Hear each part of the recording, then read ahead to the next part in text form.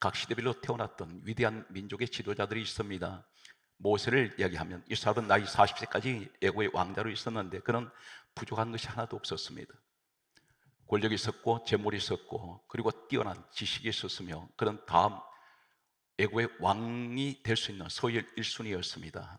그런데 이 사람이 말 한마디에 수많은 사람들을 수족같이 부를 수 있는 사람들이 있었습니다. 젊음이 있었습니다. 그런데 나이 40세에 이 사람은 사람을 때렸는데 죽었습니다. 이 사람은 수배자가 되어서 도망을 하게 됩니다. 애굽이라는 곳에서 도망한 그는 사막에서 인적이 없는 아무도 찾아오는 이곳에서 그는 40년 동안 그는 방랑자 생활을 하게 되며 도망자 생활을 하게 됩니다. 처갓집에서 40년 세월 보낸 그는 나이 80세가 되었습니다. 그는 아무것도 가진 것이 없습니다. 얼마나 이 사람이 비참했느냐면 하나님께서 찾아오셔서 애굽에 내려가서 하나님 백성들을 건져내서 가나안 땅 데려가라 할 때 뭐라 그랬습니까? 나는 입이 뻣뻣하고 혀가 둔한 자입니다. 그런데 사도행전 말씀에 오게 되면 이 사람은 말 잘하기로 유명했던 웅변가였습니다. 그러나 40년 세월이 지난 동안에 이 사막에서는 누구하고도 대화할 사람이 없습니다. 성경 말씀은 이렇게 기록하고 있습니다. 출애굽기 3장 1절 말씀에 보게 되면 모세가 그 장인 이도의 양떼를 치더니 이렇게 기록하고 있습니다. 처갓집 생활 40년 만에 이 사람은 자신의 양 한 마리 없이 장인 양을 치고 있었습니다. 그때 나이가 80세입니다. 이때 하나님이 찾아오셔서 전격적으로 모세는 전혀 상상하지 못했습니다. 이렇게 살다가 죽는가 보다 했는데 돈 없습니다. 권력 없습니다. 배운 지식도 다 잊어버렸습니다. 심지어 자신의 이름마저 기억하지 못하는 이 사람, 하나님이 그러나 그를 이름을 기억을 하셨습니다. 40년 동안 아무도 불러주지 않았던 이 모세 이름을 출애굽기 3장 1절에서 5절 말씀에 보게 되면 하나님 찾아오시더니 모세야 모세야 부르셨습니다. 세월이 흘러도 10년이면 강산이 되는데 40년이 흘러가도 하나님은 나를 다 잊어버리고 아무도 기억하지 않아도 하나님은 잊지 않으시고 나를 기억하신다는 것입니다. 그 광야간 사막에 찾아오시더니 나이 80세 나이 상관없습니다. 가진 돈 없어도 상관없습니다. 권력 없어도 상관없습니다. 지식이 없어도 관계없습니다. 하나님께서 예고 없이 찾아오셔서 하루아침에 민족의 지도자로 세우시게 됩니다. 바로 이 현장이 오늘 또 그 하나님이 여러분과 함께하고 계신다는 사실입니다. 오늘 이 시간까지는 나는 힘들고 어렵지만 낙심하지 말 것은 하나님께서 내일 나를 어떤 사람으로 하나님께서 세울지는 아무도 모릅니다. 성별 상관없습니다. 나를 대신하셔서 자식을 세우시든지 남편을 세우시든지 아내를 세우시든지 하나님 누구를 통해서 내 가문에 하나님께서는 반드시 서시는 사람이 있다는 것입니다. 성경 말씀 보게 되면 요셉이라는 사람이 있습니다. 17세에 노예로 팔려갔습니다. 이 사람은 남의 나라 땅에 가서 13년 만에 하나님께서 예고 한마디 하시지 아니하고 바로 전격적으로 국무총리로 세우게 됩니다. 모세가 그랬습니다. 요셉이 그랬습니다. 또 한 사람이 있습니다. 누구입니까? 여호수아라는 사람이 있습니다. 여호수아는 여호수아 1장 1절 말씀을 보게 되면 모세의 수종자라고 있습니다.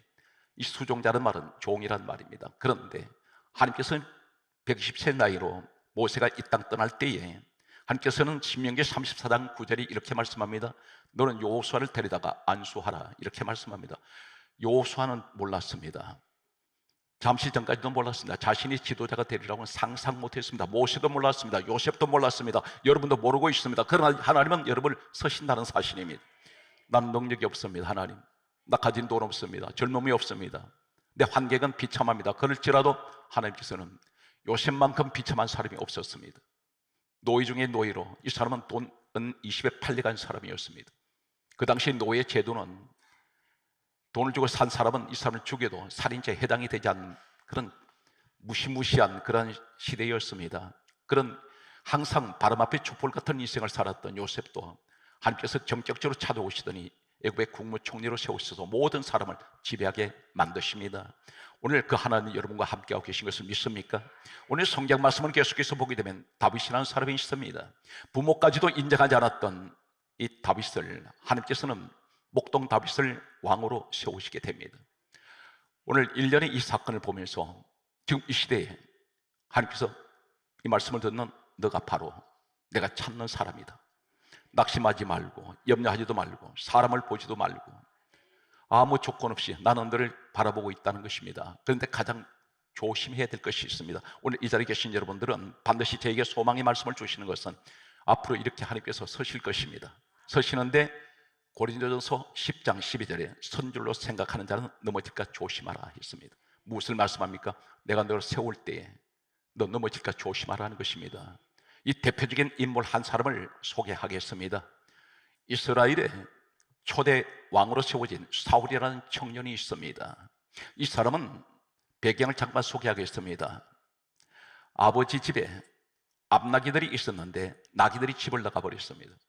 잃어버렸습니다. 행방불명이 되었습니다. 그래서 사울의 아버지가 이 사울 청년 아들에게 이렇게 말합니다. 잃어버린 암나귀들을 찾아오느라, 그렇게 말을 했습니다. 이 사울 청년은 사환을 데리고 이곳저곳 동서남북으로 다 다녔으나 잃어버린 암나귀는 찾을 수가 없었습니다. 이 암나귀는 그 당시에 나귀 중에 암나귀는 가장 고가의 가장 비싼 돈으로 거래가 되었습니다. 그 당시 교통수단은 일상생활에서 이 나귀는 항상 짐을 실어 나르고 짐을 메고 다니며, 그리고 어느 곳을 가든지 나귀를 이용해서 교통수단으로 사용을 했습니다. 그런데 나귀가 없어졌습니다. 마치 재물을 찾아, 잃어버린 재물을 찾아 이곳저곳 헤매던 이 사울 청년이 남나귀들을 찾지 못했을 때 사무엘이라는 하나님의 종을 찾아가게 됩니다. 잃어버리기 때문에 그거 찾아다니다가 하나님 종을 만나게 됩니다. 그런데 하나님께서 이 사울 청년이 사무엘 종을 만나러 오기 전날 하나님께서 이렇게 말씀하셨습니다. 사무엘에게 하시는 말씀이, 내일 이맘때에 너를 찾아오는 베냐민 사람이 한 사람 있을 것이다. 그 사람을 데려다가 기름을 부어 왕으로 세워라. 오늘 이 자리에 살아오는 성도 여러분, 잃어버린 것 때문에 이리저리 헤매다가 주의 종을 만난 사람이 있을 것입니다. 교회를 찾아오게 됩니다. 잃어버린 것 때문에. 무엇을 잃어버렸습니까? 건강을 잃어버려서 그것 때문에 교회로 나오게 된 동기가 있습니다. 재물을 잃어버렸습니다. 실패했기 때문에 교회를 오게 되었고 주의 종을 만나게 되었습니다. 여기에서 사울은 상상 못했습니다. 전혀 예기치 못했습니다. 자신이 왕이 된다는 이 사실에 소스라치게 놀랐는지 모릅니다. 그래서 이 사람이 이렇게 말하고 있습니다. 사무엘상 9장 21절에 말하기를, 나는 이스라엘 지파 가장 작은 베냐민 지파 사람입니다. 그러면서 하는 말이, 내 가족은 베냐민 모든 가족 중에 가장 미약합니다. 이 말이 무슨 말입니까? 어떻게 나 같은 것이 왕이 될 수가 있겠습니까? 이 사람은 대단히 겸손합니다. 왕으로 세워날 때 춤추고 좋아하지 않았습니다. 이 사람은 최대한 자신을 낮추고 자신의 모습을 볼 때 나는 그런 천한 인생인데, 그 당시 12지파가 있었습니다. 그런데 이 베냐민 지파가 가장 작은 지파였습니다. 하나님께서는 그럼에도 불구하고 이 사울을 왕으로 세우시는데, 오늘 이 말씀을 들을 때 막연하게 사울이라는 사람이 그래서 왕이 되었구나, 그 사실이 아니라 이 말씀을 주시는 분이 누굽니까? 하나님께서 누구에게 주고 계십니까? 말씀을 듣는 사람이 주인공입니다. 오늘 이 자리에 여러분에게 이 말씀이 무슨 말입니까? 나는 전혀 상상 못했는데 하나님은 무엇을 준비하고 계시다는 것입니다. 여러분에게 좋은 것을 준비하고 있습니다. 이 사울은 잃어버린 것 때문에 돌아다니다가 그 재물 나귀 찾으러 다녔는데, 그거 찾다가 주의 종 만났더니 하나님은 미리 기다리고 계셨다는 듯이 이 사람에게 왕이라는 자리를 준비하고 계셨습니다. 오늘 여러분이 그런 자리를 하나님께서는, 나는 전혀 생각하지 못하는데 누구를 통해서 어떻게 역사할지 모르지만 하나님이 하시는 방법은 예고가 없습니다. 지금도 여러분 모르고 있다는 사실입니다. 저는 이 말씀을 준비하다가 우리 성도들 다 제가 존경하고 좋아합니다. 사랑합니다. 그 가운데 한 분이 대단히 직장생활 하시면서 어려움을 겪으신 분이 계십니다.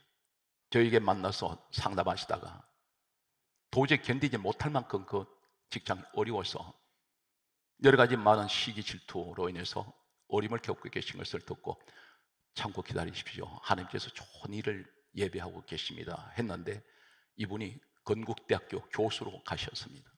놀라운 일입니다. 전역 직장생활 하신 분이 건국대학교 교수로 초빙이 되었습니다. 사랑하는 성도 여러분, 어떤 악조건이 하더라도 불평하지 마십시오. 하나님 준비하고 있습니다. 거기에 따라서 하나님께서는 나를 위하여 준비하고 계십니다. 이 사울에게 주신 것은 왕의 자리였습니다. 그런데 이상한 내용이 소개됩니다. 왕으로 기름 부으셨는데 하시는 말씀이 사무엘 종을 통해서 이렇게 말씀합니다. 사무엘상 10장 2절에 보면 너는 라헬의 묘지에 가라 그런 말합니다. 여기서부터 출발하라는 것입니다. 라헬의 묘지로 가서 거기서부터 왕의 첫걸음이 거기서 시작됩니다. 왜 왕의 무덤으로, 이 라헬의 무덤으로 보냅니까? 라헬이란 사람이 누굽니까? 바로 베냐민을 낳았던 어머니입니다. 그 무덤으로 먼저 보냅니다. 이 사울은 베냐민 후손입니다. 그 집안의 혈통을 가지고 태어난 후손인데 왜 라헬의 묘지에 보낼까요? 거기서부터 왕의 시작이 된다는 것입니다. 무엇을 말씀하고 있을까? 대단히 중요한 말씀입니다. 선줄로 생각한 자는 넘어질까 조심하라 말씀하셨는데 왜 여기 먼저 보냅니까? 창세기 35장 16절에서 20절까지를 소개하겠습니다. 라헬이 임신을 했습니다. 베냐민을 임신했습니다. 베들레헴 길에서 이 베냐민 나타가 라헬이 죽었습니다. 왜 죽었습니까? 베냐민 나타가 죽었습니다. 왜 죽었습니까? 베냐민 살리려고 죽었습니다. 이 라헬이 죽지 않으면 베냐민 살아날 수 없습니다. 왜 라헬이 죽었습니까? 베냐민 대신해서 죽었습니다. 거기서 태어난 사람이 바로 사울의 첫 조상인 베냐민입니다. 여기서 출발시킵니다. 무엇을 말씀할까요? 오늘 이 말씀을 접할 때에 도대체 이 말씀이 무슨 내용입니까, 아버지? 이렇게 질문할 수가 있습니다. 성경을 소개합니다. 요한복음 5장 39절에 예수님께서 오셔서 하신 말씀이 이 땅에 오셨을 때 이렇게 말씀합니다. 이 성경은 내게 대하여 증언하는 것이다. 예수님 이야기라는 것입니다.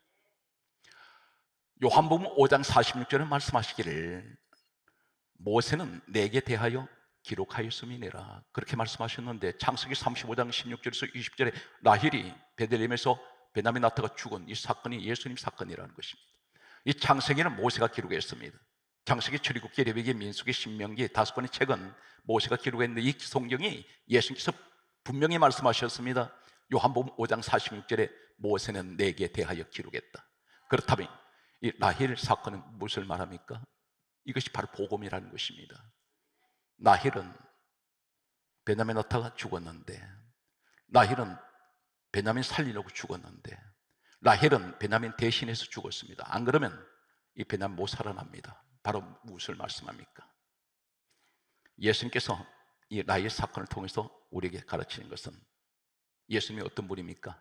성경 말씀이 이렇게 말씀합니다. 로마서 5장 8절에 예수 그리스도는 우리를 위하여 죽으셨습니다. 분명히 그렇게 말씀합니다.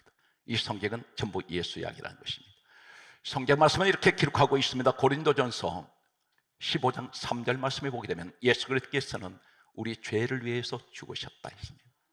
더 중요한 말씀은 고린도 후서 5장 14절과 15절 두 번 강조합니다. 예수 그리스도께서는 거기에 따라서 우리를 대신하여 죽으셨습니다. 바로 그 말씀이 예언적으로 뭘 말씀합니까? 라헬이 베냐민 대신하여 죽었다는 것입니다. 여기에서 하나님께서 왕으로 세우실 때 이 사울에게 무엇을 말씀하신 메시지가 뭐냐면 너 이 베냐민 혈통이 너희들이 태어난 것은 너 힘으로 태어난 거 아니다. 순전히 다른 사람이 죽고 너희들이 태어났다. 너는 자랑할 것 없어. 너 왕 된 것이 너 지혜로 된 것도 아니고 너 권력으로 힘으로 된 것도 아니고 너 능력으로 된 것도 아니다. 순전히 내가 너한테 준 선물이야.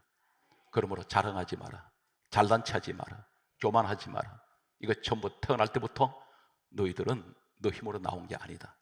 그러므로 너는 자랑할 것도 없고 교만하지도 말고 잘난 체하지도 말고 네가 했다고 하지 말아라. 여기서부터 출발시킨 겁니다. 그런데 우리가 이 사울이 처음에는 얼마나 겸손했는지 모릅니다. 그런데 권력을 가지니까 하나님이 보이질 않습니다. 분명 라헬의 묘지에서 출발시켰는데 예수 그리스도 말미암아 오늘 우리에게 하실 말씀, 앞으로 내가 너를 크게 세울 텐데 이제부터 시작이란 말입니다. 그런데 너희가 조심해라. 사울의 모습을 통해서 우리에게 이것을 가르치고 계십니다. 조심하십시오. 앞으로 하나님께서 여러분에게 주신 축복이 오늘 이 말씀을 듣는 여러분에게 준비되어 있단 말입니다.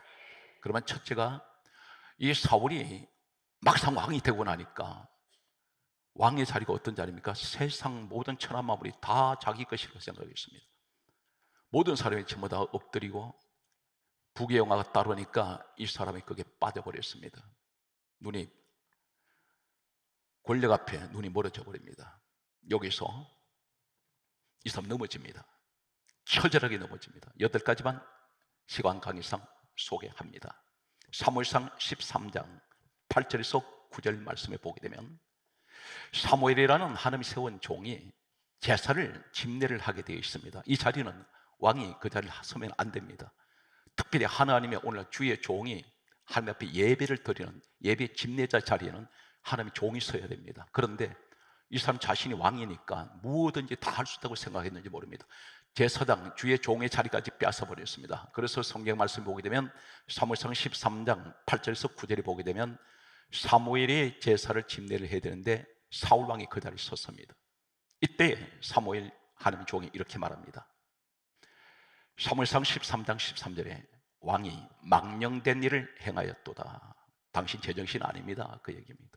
그러면서 하신 말씀이 사무엘상 13장 14절에 왕의 나라가 길지 못할 것입니다. 당신은 그 자리에 오래 못 있습니다. 여기서 무슨 말입니까? 왕을, 자신이 왕이니까 교만해져 버렸습니다. 그래서 주의 종을 무시해 버립니다. 하나님 질서를 파괴시켜 버립니다. 첫째는 주의 종을 무시하고, 두 번째는 어떤 일이 있습니까?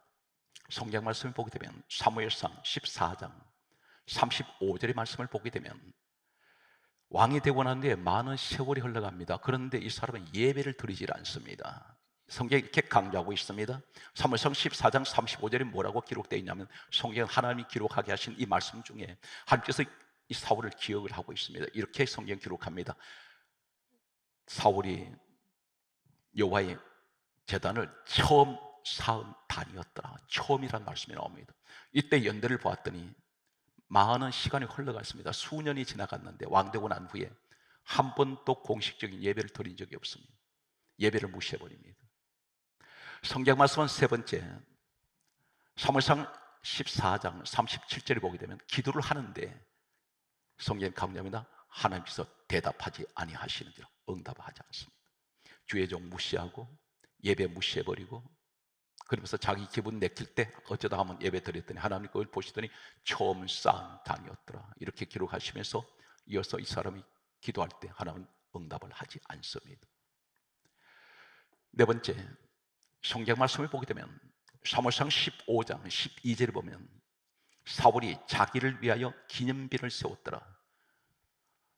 사람이 죽고 나면 후세 사람들이 그 사람의 공적을 기념하기 위해서 기념비를 세울 겁니다. 그런데 이 사울 왕은 자신 스스로가 나 이런 사람이라고 사방에다가 비석을 세워놓습니다. 자기를 드러내기 시작합니다. 하나님 보이지 않습니다. 오늘 성경 말씀은 또 이렇게 기록하고 있는 말씀을 보게 됩니다. 사무엘상 15장 23절에 사무엘이 이렇게 사울에게 말합니다. 왕에게, 당신은 여호와의 말씀을 버렸으므로 여호와 하나님께서 당신을 버려 왕이 되지 못하게 할 것입니다. 대신에 하나님 마음에 맞는 사람을 찾아서 당신 자리에 세우실 겁니다. 그 사람이 다윗입니다. 여기 정리를 해보면 이 사람 뭘 했습니까? 첫째는 주의 종 무시해버리고, 그리고 예배 무시해버리고, 하나님 말씀 무시해버립니다. 그리고 자신만 드러냈습니다.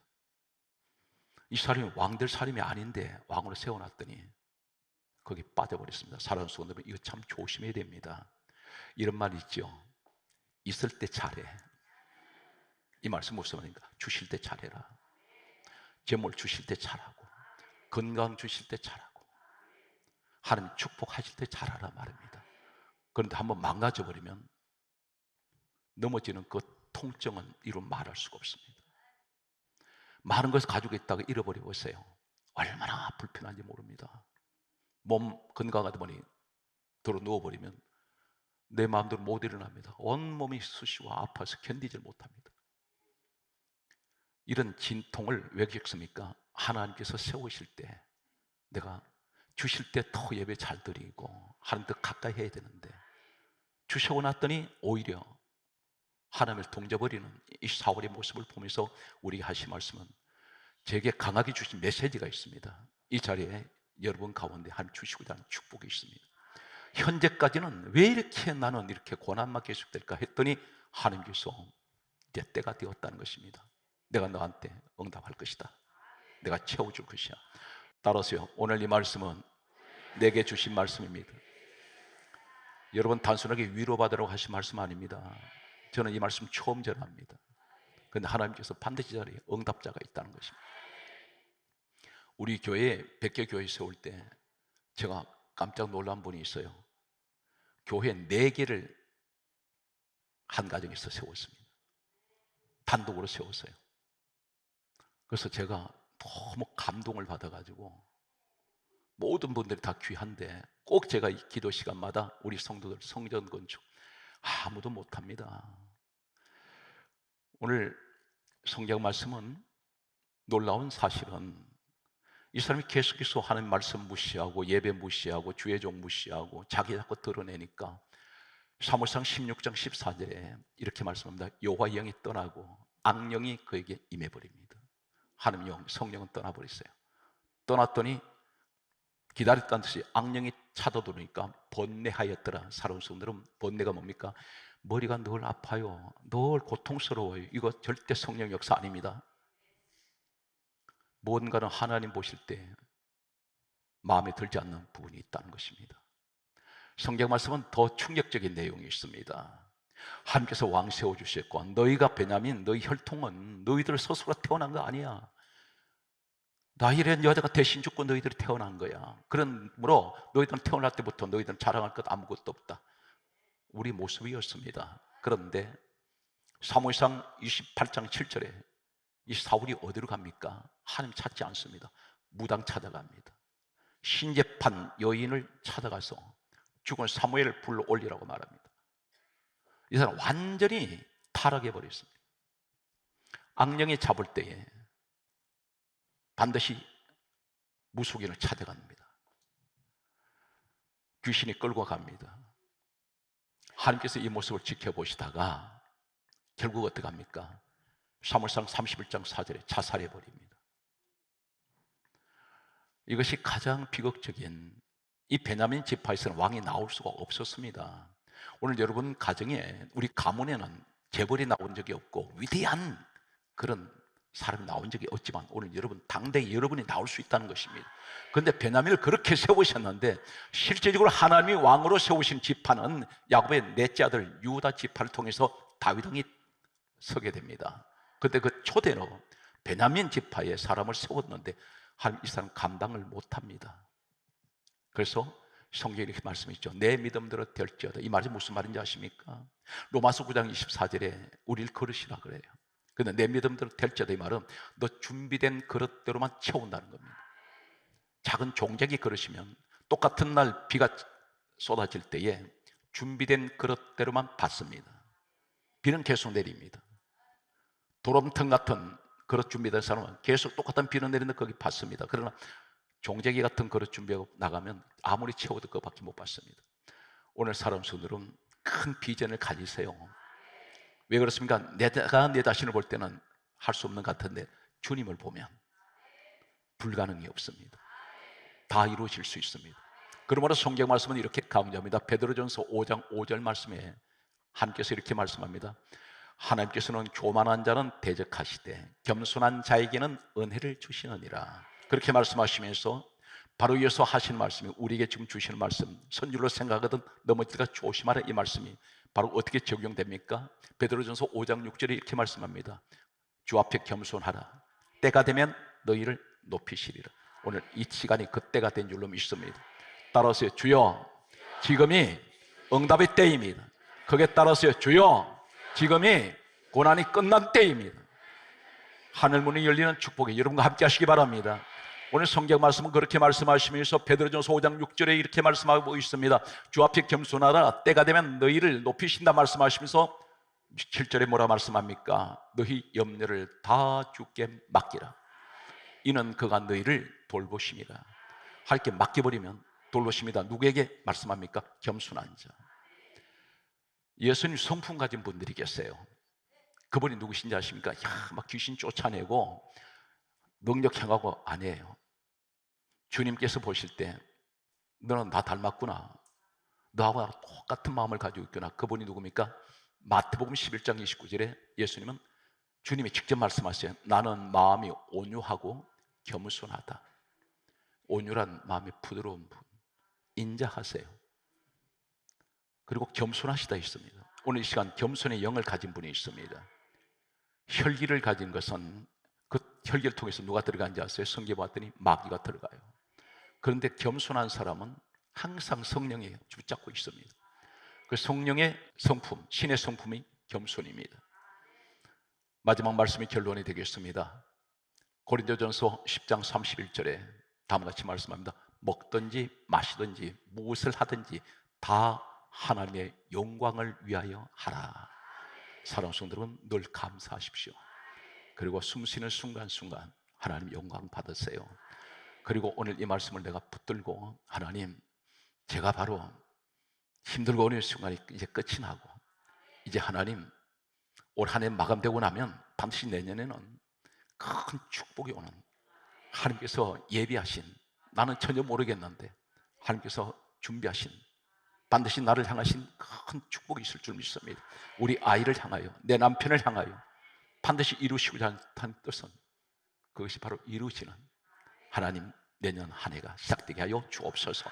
모든 범사에 하나님 크신 은혜가 함께 하시기를 주의 이름으로 축복합니다.